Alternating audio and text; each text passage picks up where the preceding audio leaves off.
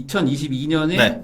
여러 가지 뭐 제도가 바뀌었다. 뭐 달라지는 맞아요. 것들, 네, 뭐 그리고 그런 것들부터. 뭐 혜택도 많아진 것 같기도 하고. 네, 네. 그래서 특히 2030 세대한테 뭐 정부에서 혜택 주는 것들이 좀 많이 생겼다고 들었거든요. 그렇죠. 청년 세대한테 저는 여기서 배제가 됩니다. 청년이 아니기 때문에. 저도 아니죠. 40대는 청년 아닌가요? 40대는 안 되고요. 만 19세에서 34세까지가 딱 청년인데 34세까지. 예, 여기에서 이제 군대 갔다 온 기간을 빼줍니다. 네. 그러니까 군대를 3년 갔다 왔다 그러면 37세까지. 네네. 최대 6년까지도 가능합니다. 그래서 이제 청년들에 대한 혜택들이 많이 늘어났는데 네. 그런 것들 이제 청년뿐만 아니라 올해 달라지는 어떤 제도들 네. 이런 거 알면 좋은 돈 되는 금융 정보가 있고 좋은 것 같지만 해서는 안 될 것들이 있거든요. 네네. 그런 것들을 일단 먼저 오늘은 알려드리고 그 다음에 이제 30분 후에 또 상담자들 상담하는 순서로 넘어가도록 하겠습니다. 네. 그러면은 예. 우선은 청년 희망 적금? 예, 이거 있죠? 되게 핫하잖아요. 이거 지금 뭐 뉴스를 보면 거의 도배가 됐는데 이거는 결론부터 말씀드리면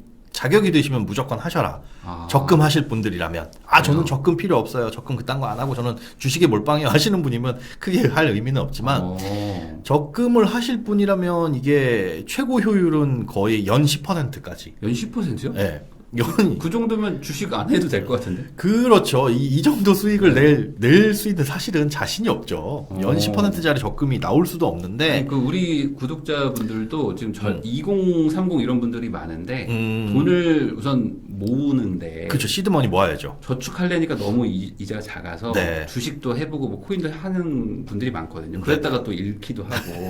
근데 10% 정도가 확정이라고 그러면 확정입니다. 이거는 권장할 만하네요. 무조건 하셔야 되는데 어제부터 시작을 했어요. 게다가 비과세예요. 비과세요? 네, 비과세까지 주니까 그냥 10%딱 해가지고 받으면 네.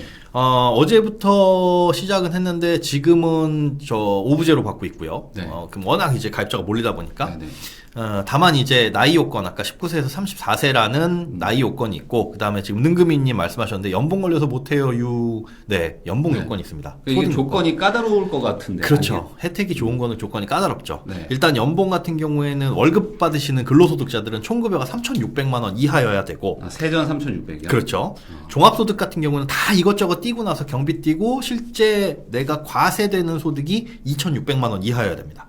2,600이요? 예. 그럼 자영업 하시는 분들도 대상은 대상인데 대상은 되죠. 2,600이면 상당히 낮네. 그렇죠. 이게 그래서 이게 근데 애매한 게 뭐냐면 진짜 조금 의아해요. 네. 이 제도에서 이 소득이라는 기준은 작년 소득이 기준이에요. 2021년 소득을 기준으로 2021년에 번 돈이 얼마예요? 라고 물어보는데 네. 2021년에 번 소득은 지금 신고가 안 됐습니다. 네. 그죠? 네. 언제 확정이 되냐면 5월에 종합소득세 되죠. 신고하고 7월에야 확정이 되는데 누가 네. 할 수도 있느냐? 네. 사실은 없어요.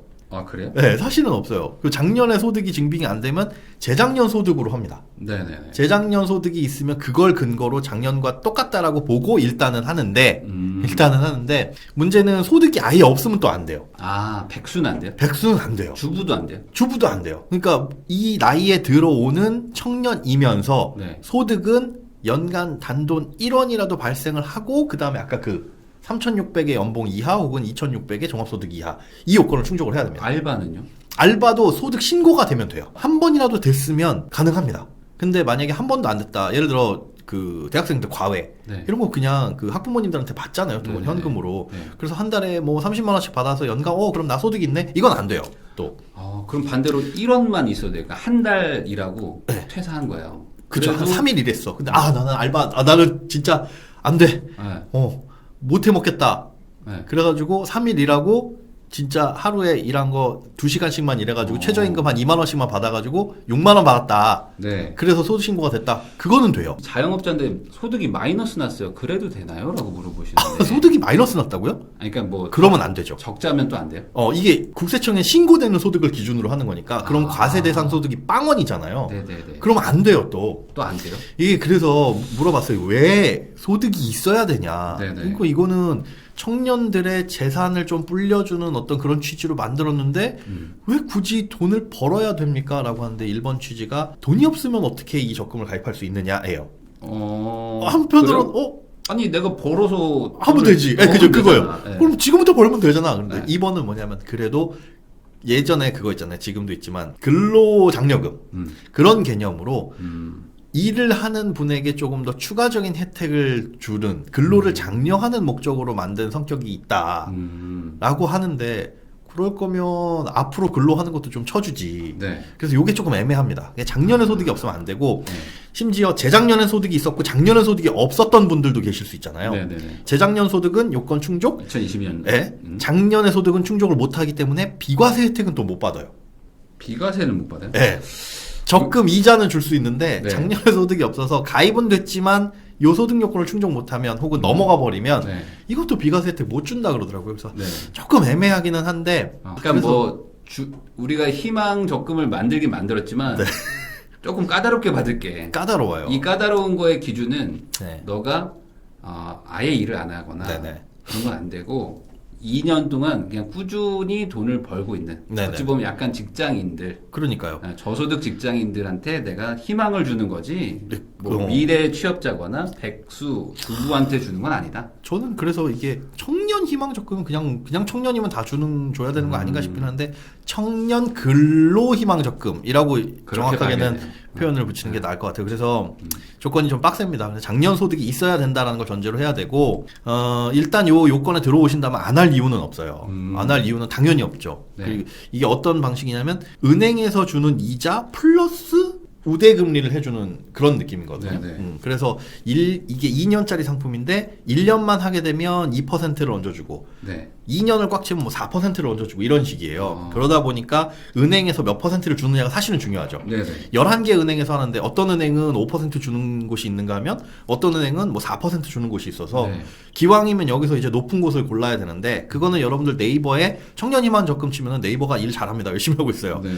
금리별로 쫙 나와 있어요. 그런데 그 중에서도 제가 찾아보니까 가장 좋은 것은 이거 광고는 아닙니다. 절대로 네. 오해하지 마시고 국민은행이 지금 가장 좋아요. 그러니까 기본 일단 5%에 여기에 네. 우대금리 최대 1%를 더 얹어주는데 우대금리 최대 1%가 급여이체 네. 했을 때 네. 0.5 그다음에 자동이체 그러니까 요 내가 만든 통장에서 이 청년희망 적금으로 돈이 50만 원씩 빠져나가도록 만들면 요거 0.3 네. 그다음에 그 국민은행에서 가입하는 첫 상품이다라고 한다면 0.5 이런 것들을 다 합쳐가지고 최대 1%까지 주거든요. 네네.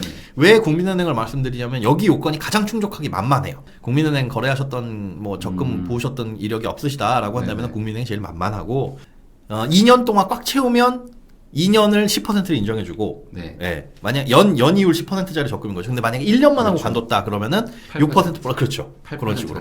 그럼 1년만 해도 8%면 엄청 좋은 또 엄청 거잖아요. 높은 거죠. 안 할 이유는 사실 없어요. 비과세고. 그리고 일단 만들어 놓고 돈을 못 냈다 그러면 그 이율만 못 받는 거니까. 네네. 이율만 못 받는 거니까 해두시고 이거는 청년이라면 무조건 그 어떤 뭐 월 입금액의 제한 있어요. 최대 50만 원까지. 이것도 괜찮죠. 그래도. 50만 원이에요. 네, 최대 50만 원까지. 뭐 청년들이 더 소득이 많아가지고 더 붙고 싶으면은 그거는 아쉽기는 하겠지만 네. 뭐 50만 원 이내에서 좀 자유롭게 볼 수 있는 거니까. 그럼 1년에 600만 원, 2년에 1,200만 원. 그렇죠. 그러면은 단순 계산해서 2년 동안 20% 정도 붙으니까 거의 뭐 100 몇만 원이 붙어요. 그러면은 20%니까 근데 이제 적금이니까 반씩 이렇게 자르면 네. 쌓이니까 100 몇만 원이 비과세로 붙으니까 괜찮습니다.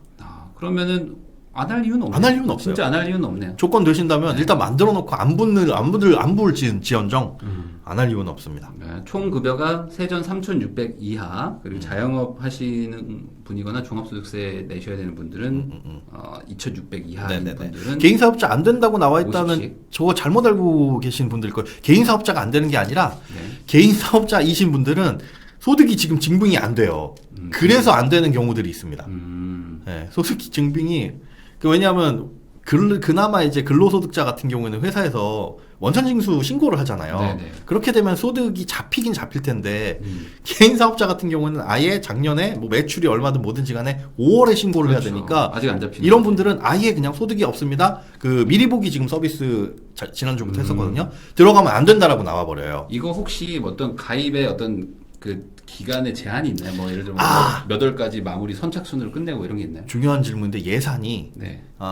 예산이 예산이 있어요? 있어요. 그래서 그 이자를 다 줄 만큼 딱 소진되면 안 받는데 네. 그 인원이 대략적으로 전부 다 50만 원씩 가입하고 2년 동안 다 유지를 한다라고 가정을 했을 때 한 40만 명 정도 남짓일 거예요. 제가 알기로. 청년 세대에서 40만 명? 그런데 지금 미리 보기 서비스만 하는 사람이 200만 명이 넘습니다. 그러니까 그래요? 몰려가지고 네. 조기에 소진될 수 있는데 기재부에서 요거 일단은 다 받아줘라라는 분위기로 가고 있어요. 왜냐하면 이자를 지금 주는 건 아니잖아요. 네네. 예산은 올해 반영이 되긴 했는데 어차피 이자를 줄 건 2년 뒤란 말이죠. 예산은 다음 정부가 주겠네요. 그렇죠. 그러니까 일단은 해놓고 네. 그때 가서 보자라는 식인데 아. 우리가 적금 가입할 때 이거 자세하게 그 쬐끄만 글씨 읽어보면 중간에 이율이 낮아질 수도 있습니다라는 단서 조항은 달아놓긴 했어요. 그래요? 그런데 여러분들 아마 제 생각에는 낮아지진 않을 겁니다. 왜냐하면 이런 약속 안 지켰다가 그렇죠. 무슨 욕을 먹어요? 이거 안 지키면 큰일 나죠. 지금 청년을 가지고 농락했다 이런 소리 나올 그러니까 테니까. 다음 대통령은 무조건 지켜야 돼. 네네. 무조건 지켜야 되는 거니까 10%면 이제 무조건 하시고 이거는 뭐 되신다면은 네. 되신다면 적극적으로 하시면 좋을 것 같고요. 이게 만약에 인기가 있으면 조금 전에 말씀하신 것처럼 언제까지 되느냐. 원래는 이제 올해 아닌데 네. 예산 소진 혹은 올해 아닌데 내년에도 조금 이어지지 않을까 싶기도 해요. 좋습니다. 우선 관심 있는 분들은 한번 해보시고요. 네, 반드시 하시고요. 그리고 요거 말고도 또 있어요? 또 나왔습니다. 청년 소득공제 장기 펀드. 예, 청년 소득공제 장기펀드라는 네. 게 나왔는데 이건 뭐죠? 결론부터 이것도 말씀드리면 하지 마시는 게 좋습니다. 저라면 안 해요. 이건 안 해요. 예, 저라면 안 해요. 일단은 왜요? 청년 조건에 들어가면 아까 그 네. 나이 네. 19세에서 34세 플러스 군생활 갔다 온 기간 네. 요거는 또 추가 인정해주고 요 기간 또 여기에 들어오시는 연령 조건 충족 그다음에 소득 요건 같은 경우에는 다릅니다. 아까 희망적금이랑 근로소득 5천만 원 이하 또는 종합소득금액 3,800이니까 이건 좀 여유가 있어요. 이 정도면 웬만한 20, 30대들은 거의 다 들어간다고. 괜찮죠, 볼수 있겠네요. 괜찮죠. 만약에 근로소득 5천을 초과하는 19세 청년이다 그러면 아이 왜 이런 거 안 해도 되죠. 그 정도면 뭐 뭐 아주 아이고. 큰 대기업들 말고는 웬만하면 될 것 같아요. 네, 훌륭합니다. 그런데 요게 이제 펀드를 우리가 가입을 하면 네. 이게 의무 기간이 3년이에요. 그리고 3년은 무조건 펀드를 넣어야 돼요. 네, 그리고 최장 5년까지 볼 수 있는데 네. 펀드를 넣었을 때 납입하는 금액의 최대 40%까지 소득공제 혜택을 줍니다. 아, 소득공제? 네. 그러니까 소득이 있는 분들이 사실은 유리한 거죠. 여기는 당연히.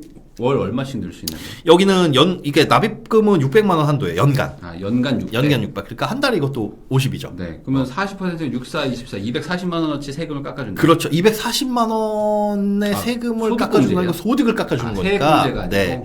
이게 그러다 보니까 실제로 네. 요 소득 구간에서 240만 원 깎아주면 세율 뭐 15%, 20% 맞습니다. 생각하면은 뭐 36만 원 정도 돌려받는 게 최대예요. 한 40만 원 돌려받겠네요. 네, 그 정도 돌려받는 게 최대 혜택인데 네. 왜 별로라고 말씀을 드리냐?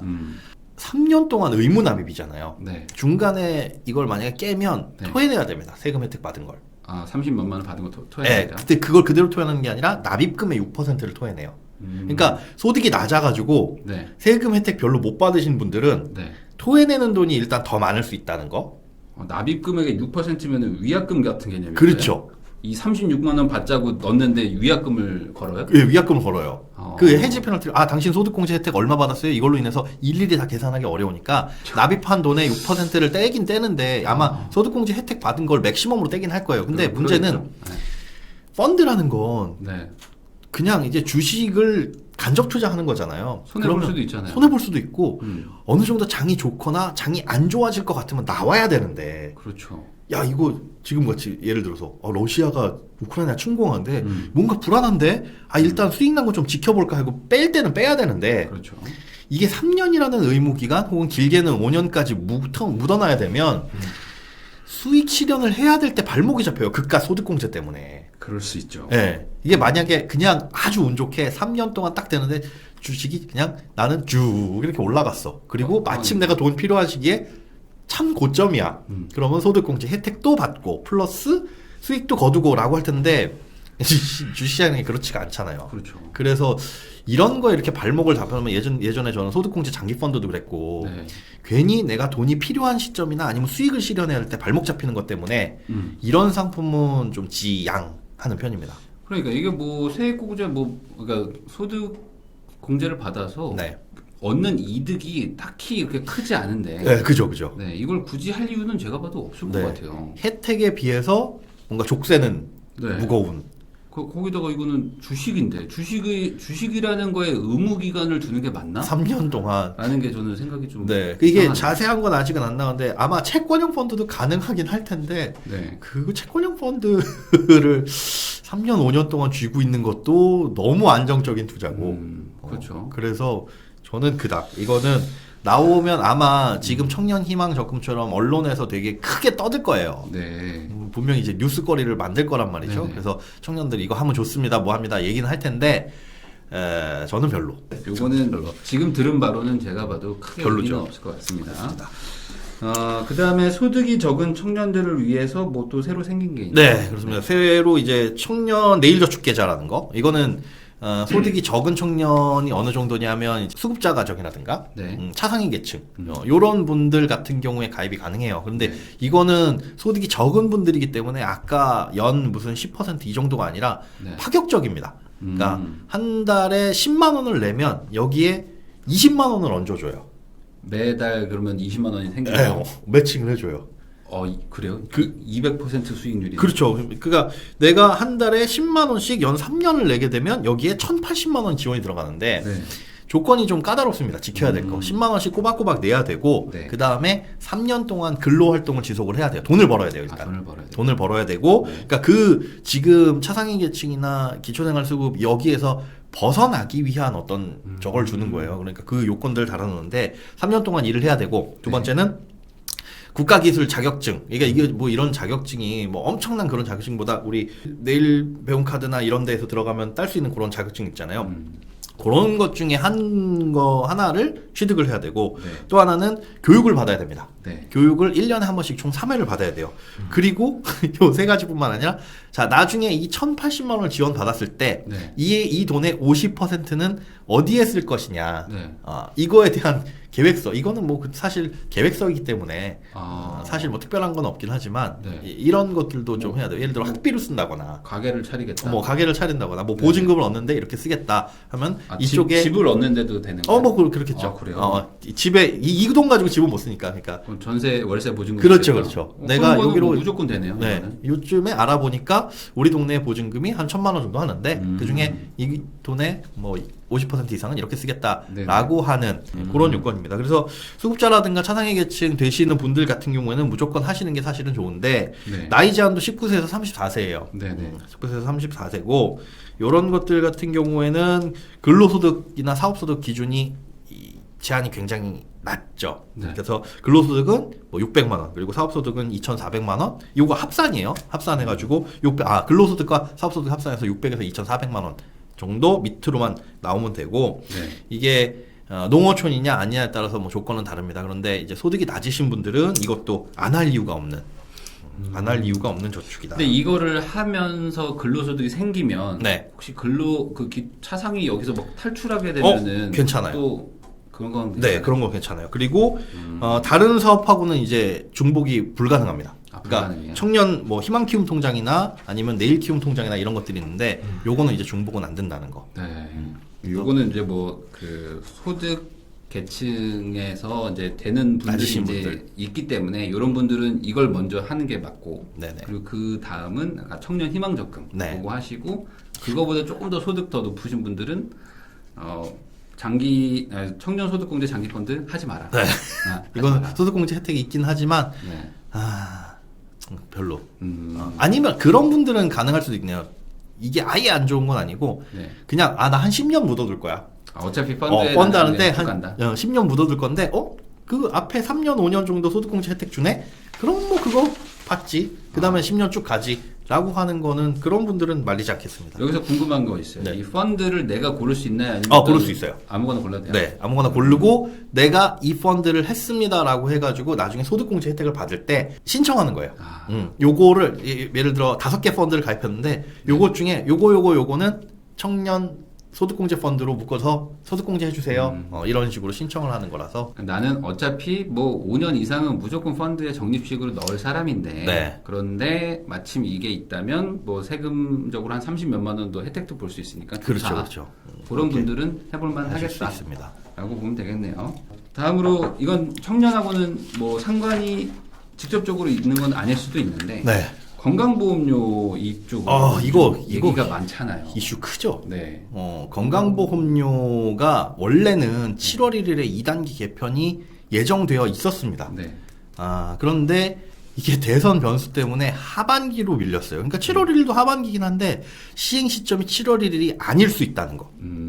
이거 개편이라는 거는 나빠진다는 건가요? 좋아질 수도 있고 나빠질 수 있어요. 네. 내용이 조금 다르긴 한데 일단 피부양자 요건은 까다로워집니다. 나빠진다라고 보시면 돼요. 피부양자는 여기에서 지금 은퇴를 하시거나 뭐 아니면 지금 직장 다니시는데 우리 부모님 나한테 얹혀 계셔. 네. 그래서 지금 건강보험료 안 내셔. 이런 분들이 얹힐 수 있는 자격 요건이 되게 까다로워지는 거예요. 네. 기존에는 연간 소득이 뭐 3,400만 원 이하 뭐 이랬는데 이제는 이게 2천만 원이 확 낮아집니다. 2천만 원. 네. 연소득 2천만 원이면은 한 달에 한 170 정도 버시는 그쵸. 건데. 그런데 문제는 170 벌면 은퇴하신 분들이 많이 버는 거 아니야 싶은데 연금소득까지 합산이거든요. 네. 국민연금도 합산. 그렇죠. 네네. 그리고 국민연금 170 받으면 많이 받는 거 아니야? 공무원연금은 그 정도 받으시는 분들이 충분히 나올 수 있어요. 네네. 그래서 위험한 게 이제 공무원연금 받으시는 분들은 은퇴하시고 자녀에 얹혀가지고 피부양자로 있을 가능성이 굉장히 낮아졌다. 그럼 지역가입자로 되는. 지역가입자 전환이 됩니다. 지역가입자 가면은 엄청나게 나오는데. 엄청나죠. 그러니까 이거는 소득 플러스 재산까지 다 보잖아요. 네. 재산까지 합쳐가지고 과세가 되다 보니까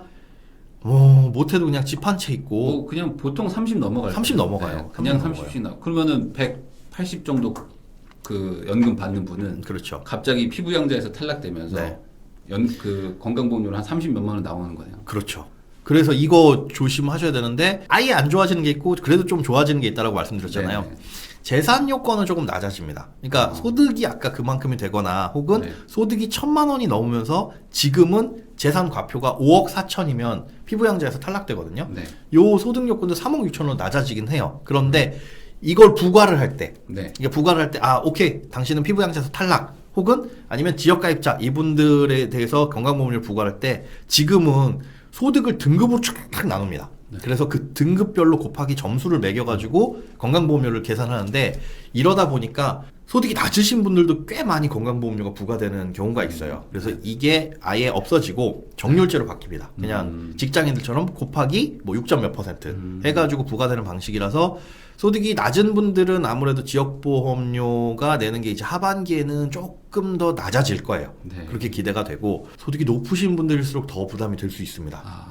될 수 있고 그다음에 재산도 기존에 해주던 그 재산에서 공제액이 조금 더 커져요. 네. 그냥 내가 10억짜리 집 갖고 있다 해가지고 이거 공시가 얼마고 여기 곱하기 60% 해가지고 딱 이렇게 매기는 게 아니라 일부는 까주잖아요. 근데 네. 그 일부 까준다는 공제하는 것들이 커지기 때문에 똑같은 집이 있었는데 건강보험료가 나올 때 소득이 늘지 않았으면 2단계 개편부터는 조금 낮아질 수 있다. 그리고 대출도 여기서 빼줍니다. 1주택 혹은 뭐 무주택이신 분들 중에 뭐 전세보증금이나 이런 거가 대출이 있으면 네. 이런 것도 차감을 해주고 원래는 안 해줬네. 원래는 안 해줬어요. 그럼 많이 괜찮아지겠는데. 그렇죠. 꽤 많이 빠지겠는데. 이거는 되게 불합리한 거예요. 그러니까 예를 들어 이거 네. 전세가 내가 한 5억짜리 살고 있다. 네네. 근데 5억에 한 3억 정도가 대출이다. 네네. 어디서 뭐든 다 끌어모아가지고 대출을 받아서 3억 정도이고 그럼 내 재산은 사실은 2억인 거잖아요. 그렇죠. 그런데 이분 같은 경우에는 그냥 5억에 대해서 전체적으로 부과가 된 물론 이제 계산하는 방식이 조금 다르긴 합니다만은 과거에는 그랬다. 과거에는 그랬습니다. 지금도 현재 그러고 있고 근데 네. 2단계 개편부터는 대출에 대해서는 그거는 빼주고 다만 이 대출 빼주는 거는 집이나 그 보증금에 대한 대출만 빼주는 거예요. 나는 신용대출도 있고요. 카드 할부도 있고 네네. 뭐도 있고 이거 다 빼주세요. 이건 안 된다는 거. 그래서 요거는 조금 현실적으로 바뀌고 그러면은 여기서 지금 제가 1주택자인데 네. 제 집을 전세를 줬어요. 네. 그리고 나는 어디 가서 뭐 월세 살고 있는 분도 있잖아요. 네네네네. 그럼 안 되는 거죠. 실거주를 하고 있는 1주택자여야 그쵸. 그게 실거주가 아니어도 전세를 빼준 건 사실 이건 대출이잖아요. 네. 이건 또 대출로 안 줍니다. 그러니까 그건 또 안 돼. 네. 그건 또 안 해줘요. 그러면은 여기서 이 2단계 개편에서 가장 유리하려면 우선은 소득이 2천만 원 이하여야 되겠지만 넘어갔다면 뭐 아니면은 그냥 지역가입자. 지역가입자. 그냥 지역가입자. 지역가입자인데 무조건 실거주를 하셔야 되네요. 어떻게든 대출을 끼고. 그렇죠. 아니면 실거주 아니면은 집에 대출이 있을 수는 없으니까. 네, 왜냐면 그렇죠. 실거주를 하든 안 하든 어쨌든 부가가 무조건 나오는데 그렇죠. 대출을 끼고 실거주를 하게 되면 어쨌든 확 낮아진다. 네. 지역가입자에서. 네. 그래서 쉽지 않네. 대출이 있는 게 여러모로 금리가 낮을 때는 사실은 더 유리할 수 있다는 거. 아니면은 있는 실거주용 집을 팔고 전세로 가서 대출을 끼고 있어야지만 지역가입자, 네, 지역가입자 지역. 건강보험료가 낮아질 수 있습니다. 근데 이것도 7월 1일에 하기로 했으나 대선 변수 때문에 밀릴 수 있고 지금 대선 공약들이 네. 이걸 만지겠다라는 공약들이 꽤 나와 있어요. 뭐 네. 재산에서 공제를 더 많이 해주겠다 뭐 이런 공약들이 있어가지고 그것 때문에 시행 시기를 살짝 밀어놓은 것 같거든요. 네네. 이게 왜냐하면 그렇죠. 지금 바꾼다고 말해놔봐요. 어차피 그- 다시 또 말을 바꿀 그겁니다. 수가 있으니까. 누가 대통령이 되냐에 따라서 이거 개편을 좀 미루고 이걸 이렇게 바꿉시다 해버리면 또 달라질 수 있어서 미뤄둔 것 같아가지고 네. 지금 현재 기준이 이렇기는 하지만 대선 변수 때문에 바뀔 수 있다는 거. 요거는 이제 추가적으로 바뀌게 되면 또 우리가 뭘 준비해야 되는지는 나중에 또 알려드리겠습니다. 네, 요런 거는 이제 어차피 바뀌어봐야 사실 아는 거기 때문에 네. 바뀌기 전에는 뭐 그냥 이렇다 정도만 얘기를 할 수밖에 없을 것 같아요. 결론은 근데 건강보험료가 지금 뭐 많이 지금 적자도 보고 있고, 네, 개편이 개편을 할 수밖에 없는 상황인 거잖아요. 되기는 돼야 돼요. 건보료가 우리나라가 다들 아시다시피 외국에 비해 가지고 혜택이 굉장히 좋은데 네.